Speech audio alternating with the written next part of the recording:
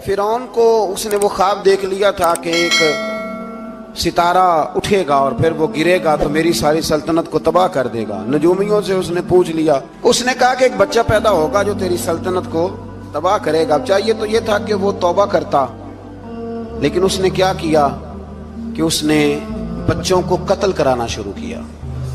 युज़ब्बिहूना अबनाअकुम, ज़िबा करा देता था तुम्हारे बेटों, और बच्चियों को वो जिंदा रखता था। तो हजरत मूसा जब पैदा हुए तो उनकी वालदा ने पता क्या किया, उनको एक संदूक में बंद करके दरिया में बहा दिया। अब दरिया में बहते जा रहे हैं तो माँ थी तो परेशान भी हो गई, उनकी हमशीरा को कहने लगी जरा ध्यान रखना किधर जाते हैं। हजरत मूसा अलैहिस्सलाम दरिया में बहते बहते ना फिरौन ने ना दरिया के किनारे मकान बनाया हुआ था। आपको पता है बादशाहों का ज़ौक होता है, आजकल हमारे जो हुक्मरान हैं उन्होंने उसका नाम फार्म हाउस रखा हुआ है, मेरा फार्म हाउस, और पुराने जमाने में लोग डेरा कहते थे। तो उसने भी इस तरह का फार्म हाउस बनाया हुआ था। वहां पे हजरत मूसा अलैहिस्सलाम तैरते हुए ताबूत के अंदर, संदूक के अंदर जा रहे हैं। फिरौन और उनकी बीवी हजरत आसिया बे औलाद थी, बड़ी तड़प थी बेटे की, वो भी वहां खड़ी थी। संदूक तैरता हुआ आया तो फिरौन ने कहा कि जाओ पकड़ के लाओ, देखो क्या है। जब वो लेके आए ना तो आपकी हमशीरा जो निगरानी कर रही थी परेशान हो गई कि ये तो उसके हाथ लग गए, ये तो अब मार डालेगा। लेकिन जब खूबसूरत और चमकता हुआ बच्चा देखा तो बीबी आसिया कहने लगी ये बनी इसराइल का है ही नहीं, ये तो पता नहीं कहां से बहता हुआ यहाँ आ गया है, तू ऐसे ही छोड़, ये पता नहीं कहां से, रख ना ले, रख ना ले। तो हजरत मूसा अलैहिस्सलाम वो कहने लगा नहीं उन्हीं के हैं, मूसा अलैहिस्सलाम उसी के हैं। तो आसिया कहने लगी तेरे तो सर पे ना बस भूत ही सवार हो गया, हर वक्त वही लोग तुझे याद रहते, ये पता नहीं कहां से बह के आया। अब रख लिया, मान गया फिरौन। आप फिरौन के घर में जो इसलिए बच्चे मरवा रहा था कि मेरी सल्तनत हजरत मूसा पैदा ना हो जाए, तो उसी के घर में परवरिश पाने लगे, उसी के घर में। अब औरतें मंगाई गई दूध पिलाने के लिए, तो हजरत मूसा अलैहिस्सलाम किसी बीबी का दूध नहीं पीते, तो आपकी हमशीरा ना वहीं दाएं बाएं घूमती रहती। तो कहने लगी जनाब आसिया से कि मैं एक बीबी को जानती हूँ, बड़ी साफ सुथरी है, मुझे उम्मीद है ये बच्चा उसका दूध पिएगा। तो फिरौन कहने लगा दौड़ के ला। तो वो अपनी वालदा को लेके आई तो हजरत मूसा ने फौरन दूध पीना शुरू कर दिया। फिरौन को फिर थोड़ा शक हुआ। एक रवायत यूं भी लिखी है बाज लोगों ने कि फिरौन एक दिन उठाया हुआ था हजरत मूसा की, अभी थोड़ी सी उम्र थी, तो आपने उसकी दाढ़ी पकड़ के तो एक घूंसा दे मारा। जलाली तो शुरू से है ना। तो कहने लगा आसिया तू मान ना मान, ये बच्चा वही है। तो हजरत बीबी आसिया कहने लगी कि तुझे गलत फहमी है, ये वो नहीं है।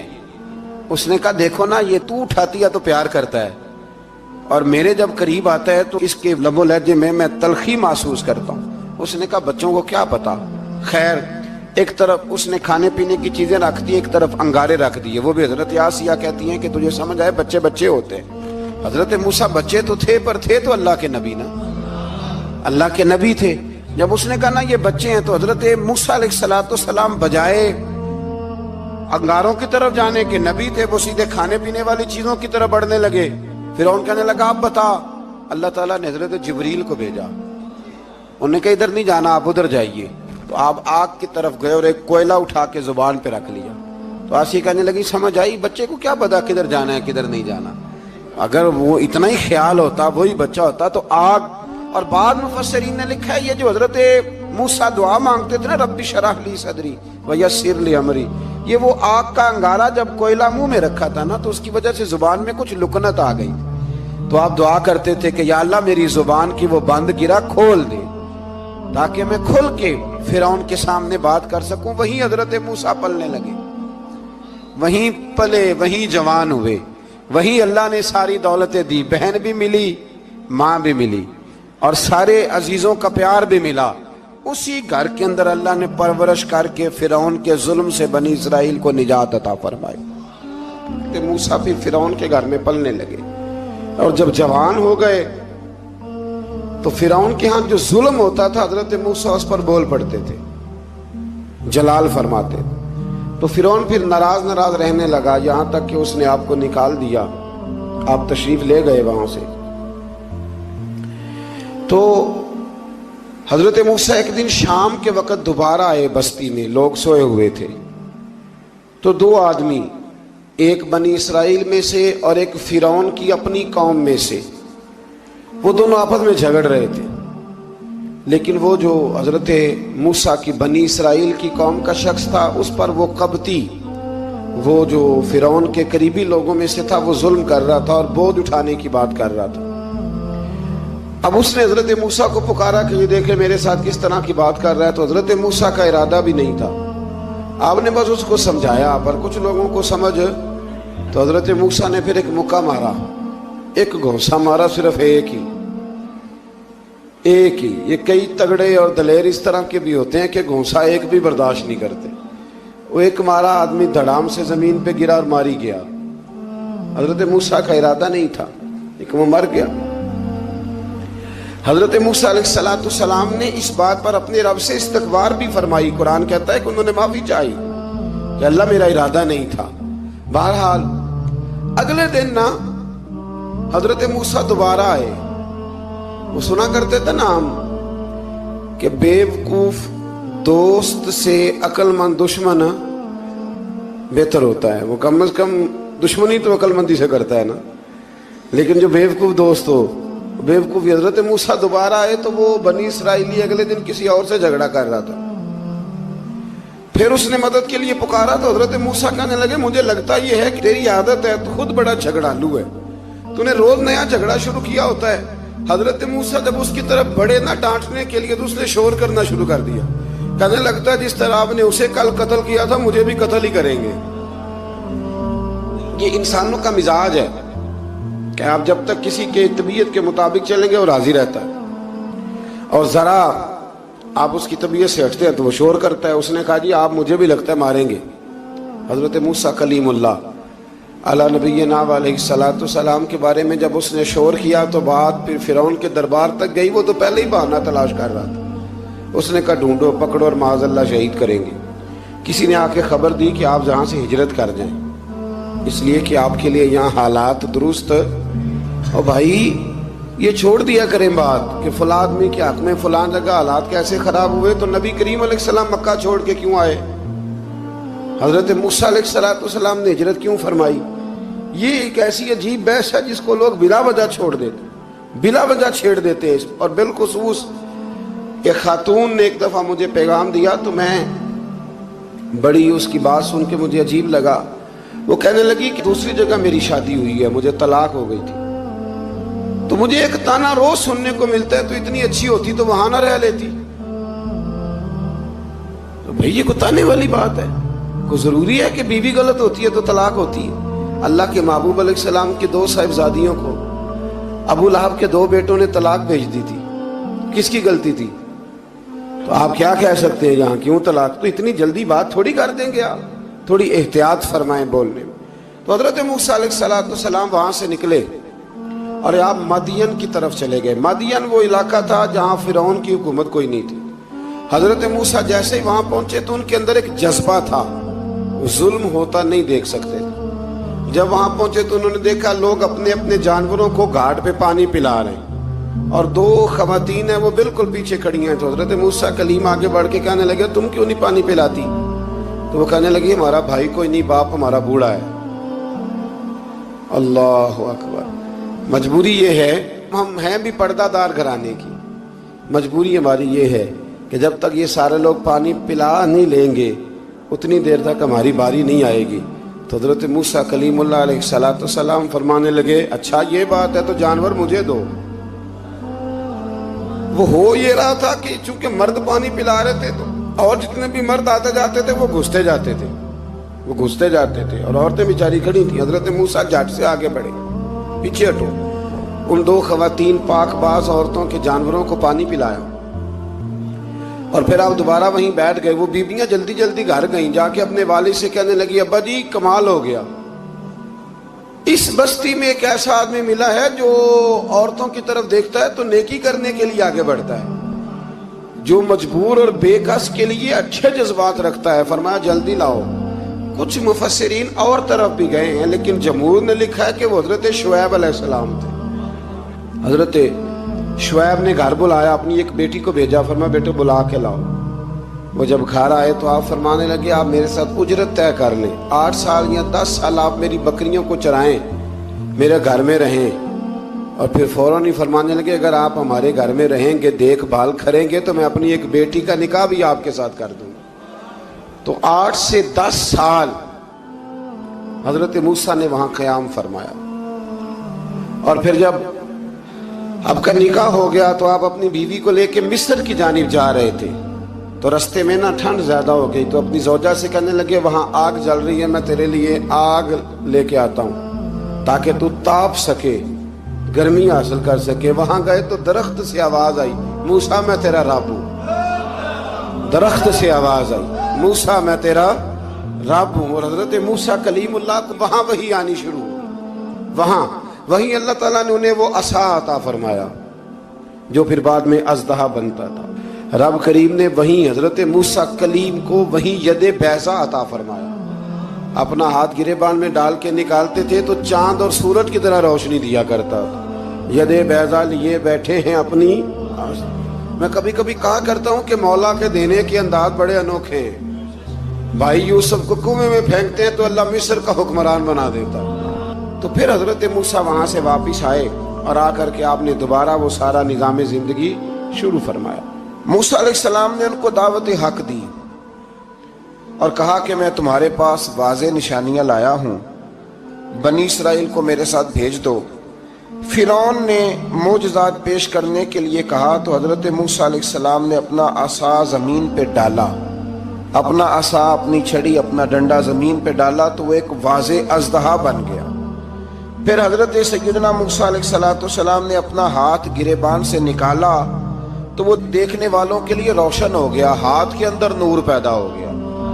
यदे बैज़ा लिए बैठे हैं अपनी आस्तीनों में। फिरौन के सरदारों ने हक को कबूल करने की बजाय इसे जादू करार दे दिया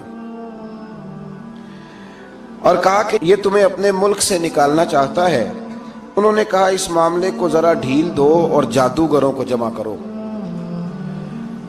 जादूगर आए, उन्होंने फिरौन से कहा कि हम हजरत मूसा के मुकाबले में जादू तो दिखाएंगे माज़अल्लाह, लेकिन अगर हम गालिब आ गए तो फिर हमारा इनाम क्या होगा? सौदा पहले तय करना है, क्या इनाम मिलेगा? उसने कहा कि अगर तुम गालिब आ गए तो मैं तुम्हें अपना करीबी बना लूंगा।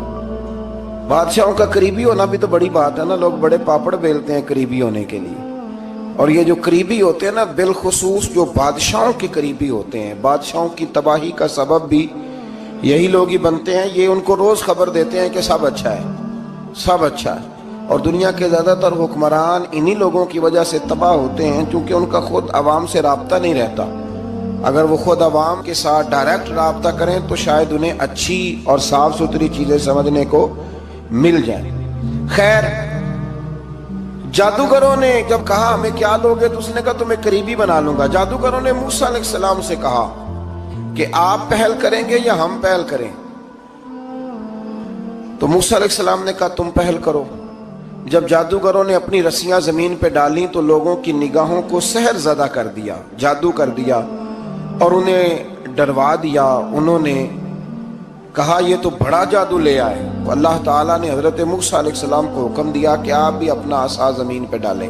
उनकी रस्सियां सांप बन गई थी ना, दरअसल वो सांप बनी नहीं थी, लोगों की आंखों पर जादू हो गया था, उन्हें सांप नजर आ रहा था। फरमाया आप भी अपना असा जमीन पे डालें।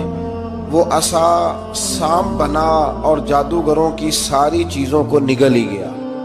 उनकी बहुत सारी रस्सियां सांप बनी थी, इनका एक ही असा सांप बना और सबको निगल गया। इस तरह के मोजज़े की हकानियत और जादूगरों का बुतलान साबित हुआ और फिरौनी रुसवा हो गए। जादूगर सजदे में गिर गए और अल्लाह पर ईमान ले आए। फिरौन ने उन्हें धमकी दी कि तुम मेरी इजाजत के बगैर ईमान ले आए हो, मैं तुम्हारे हाथ और पांव मुखालिफ सिमत से काट दूंगा, यानी उल्टा हाथ काट दूंगा, सीधा पैर काट दूंगा। मेरी बगैर इजाजत ईमान ले आए हो और तुम्हें सूली पे भी चढ़वा दूंगा। उन्होंने कहा कि ईमान लाने की पादाश में तुम हमें सजा देना चाहते हो। फिर उन्होंने अल्लाह ताला से सब्र और इस्तकामत की दुआ की। اس کے بعد فرعون نے بنی اسرائیل کے بیٹوں کو قتل کرنے کی اور بیٹیوں کو زندہ چھوڑنے کا حکم دے دیا۔ موسیٰ علیہ السلام نے قوم کو صبر کی تلقین کی اور کہا کہ نیک انجام اہل تقوی کے لیے۔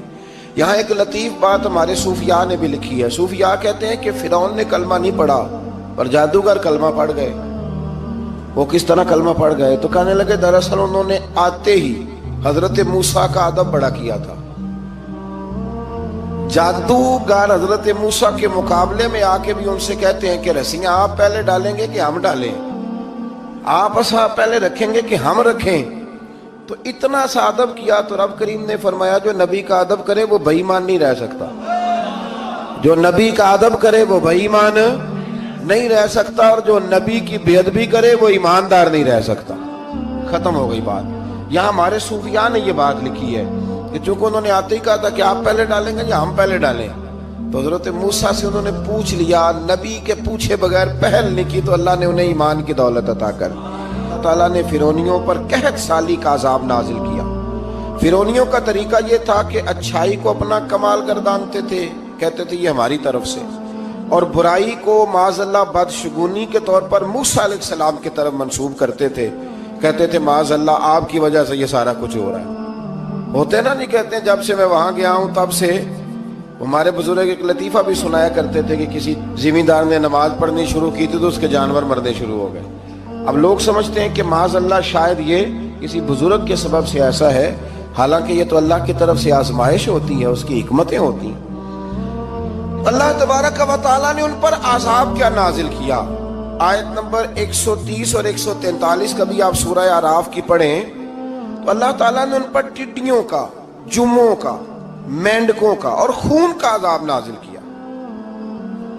یہ کس قسم کا عذاب ہے؟ جمعے پڑ گئے، ٹڈیاں آ گئیں، یہ اللہ نے عذاب نازل کیا۔ جب وہ عذاب میں مبتلا ہوئے تو موسیٰ علیہ السلام سے کہا کہ آپ اللہ سے دعا کریں کہ ہم سے یہ عذاب ٹل جائے، اگر ایسا ہوا تو ہم ایمان لے آئیں گے، بنی اسرائیل کو بھی آزاد کر دیں گے۔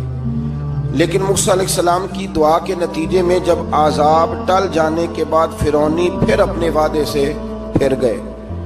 بنو قریظہ والوں نے بھی کئی دفعہ حضور سے وعدے کیے پر اپنے وعدوں پر قائم۔ ایک بات آپ سے یہاں روک کے عرض کر دوں، ہم بھی کئی دفعہ کہتے ہیں ذرا بریک کبھی گاڑی کی نہیں نہ لگتی تو ہم ارادہ کرتے ہیں کہ آج سے ہی نماز شروع کر دینی۔ ذرا طبیعت زیادہ لیل ہوتی ہے تو ارادہ کرتے ہیں نا کہ بھائی آج کے بعد ہم نے نیک، پھر کیا ہوتا ہے؟ شفا ہو گئی تو چھٹی ہو گئی۔ یہ طریقہ درست نہیں، یہ تو کفار کا طریقہ بیان کیا نا قرآن پاک نے۔ یہاں فرمایا جب اللہ تبارک و تعالیٰ نے انہیں نجات دے دی تو اپنے وعدے سے مکر گئے، تو پھر اللہ تبارک و تعالیٰ نے بنی اسرائیل کو سمندر پار کر کے ایسی قوم کے پاس پہنچا دیا جو بتوں کی پرستش کرتی تھی۔ وہ تو بچ گئے لیکن فرعونی سارے دریا کے اندر غرق ہو گئے۔ حضرت موسیٰ علیہ السلام سے کہنے لگے کہ ہمارے لیے بھی ایک خدا بنا دیجئے۔ حضرت موسیٰ علیہ السلام نے فرمایا بت پرستی کرنے والے جاہل ہیں۔ یہ بت پرست قوم کے پاس جب گئے نا بنی اسرائیل والے، بت پوجتے ہوئے دیکھا تو کہنے لگے ہمارے لیے بھی سامنے بنا کے رکھ دو۔ فرمایا یہ تو جاہل ہیں، تم انہیں دیکھ کے اثر قبول کر رہے ہو، اور اپنی جاہلیت کے باعث یہ ہلاک ہونے والے بھی ہیں۔ پھر اللہ تعالیٰ نے بنی اسرائیل پر اپنی نعمتوں کا ذکر فرمایا، اور موسیٰ علیہ السلام نے اپنی قوم میں ہارون علیہ السلام کو اپنا جانشین فرمایا اور کوہ طور پر تشریف لے گئے۔ اللہ نے فرمایا وہاں آ جائیں، میں آپ کو تورات عطا کرتا ہوں۔ 40 دن کا یہ عرصہ تھا۔ موسیٰ علیہ السلام نے وہاں پہ جا کے، وہ سارا واقعہ بھی انہی آیات میں ہے کہ حضرت موسیٰ نے عرض کیا تھا کہ رب ارنی، یا اللہ میں تجھے دیکھنا چاہتا ہوں، تو فرمایا لن ترانی، تو نہیں دیکھ سکتا۔ وہ بھی یہاں اللہ نے ذکر فرمایا۔ پھر اللہ تعالیٰ نے اپنی ایک تجلی جب کوہ طور پہ ڈالی تو حضرت موسیٰ علیہ السلام تاب نہ لا سکے اور بے ہوش ہو گئے، اور پہاڑ بھی ریزہ ریزہ ہو گیا۔ اس کا ذکر بھی اللہ نے انہی آیات میں فرمایا۔ آیت نمبر 144 سے 155 تک حضرت موسیٰ علیہ السلام کو رسالت عطا کرنے، کلیم اللہ کا منصب عطا کرنے، تورات عطا کرنے کا ذکر ہے۔ آگے چل کے بتایا کہ جو متکبر لوگ ہیں نا، وہ آیات الہیہ سے منہ پھیرتے ہیں، اور جو لوگ اللہ کی آیات اور قیامت کو جھٹلاتے ہیں ان کے اعمال باطل ہیں۔ پھر موسیٰ علیہ السلام کے کوہ طور پر قیام کے عرصے میں بنی اسرائیل کے زیورات سے بچڑا بنا کر اسے معبود بنانے کا ذکر ہے۔ ان میں ایک جادوگر تھا سامری، سنا ہے سلالہ میں اس کی قبر ہے۔ حضرت موسیٰ کوہ طور پہ چلے گئے تو اس نے پیچھے سے سونے کا ایک بچڑا بنا لیا، اس میں سونے کی تاریں اس کے منہ میں لگائیں، ہوا چلتی تھی تو بجتی تھی۔ اتنے کمزور عقیدے کی یہ قوم تھی کہ انہوں نے فٹافٹ ماننا شروع کر لیا، فٹافٹ ماننا، کہنے لگے یہ ٹھیک ہے۔ چنانچہ موسیٰ علیہ السلام جب واپس آئے تو قوم پر غصے اور افسوس کا اظہار فرمایا اور کہا میرے پیچھے تم نے ایسا برا کام کیا ہے۔ انہوں نے تورات کی تختیاں بھی زمین پہ ڈالی اور اپنے بھائی ہارون علیہ السلام کا سر پکڑ کے اس سے جواب طلبی کی۔ انہوں نے کہا اے میرے ماں جائے، بڑے خوبصورت لفظ ہے قرآن پاک، اے میرے ماں جائے، اے میرے بھائی، قوم نے مجھے بے بس کر دیا اور قریب تھا کہ یہ مجھے قتل بھی کر دیتے۔ اب آپ مجھ پر سختی کر کے دشمنوں کو ہنسنے کا موقع نہ دیں، کبھی بھی دشمنوں کو اپنے اوپر ہنسنے کا موقع نہ دینا چاہیے۔ پھر آیت نمبر 151 میں موسیٰ علیہ السلام کی دعا اور کلمات استغفار کا ذکر ہے۔ آگے چل کے بتایا کہ غصہ ٹھنڈا ہونے پر موسیٰ علیہ السلام نے تورات کی تختیوں کو اٹھایا جن کی تحریر میں اللہ سے ڈرنے والوں کے لیے ہدایت اور رحمت کی بشارت تھی۔ آیت نمبر 156 سے لے کر 158 تک میں موسیٰ علیہ السلام کی دعا کا ذکر ہے، جس میں انہوں نے اپنی قوم کے لیے اللہ تعالیٰ سے دنیا اور آخرت کی بھلائی مانگی۔ اللہ تعالیٰ نے فرمایا یہ کامل نعمت میں ان لوگوں کو عطا کروں گا جو ایمان کے ساتھ تقوی بھی اختیار کریں گے، یہ انہیں مل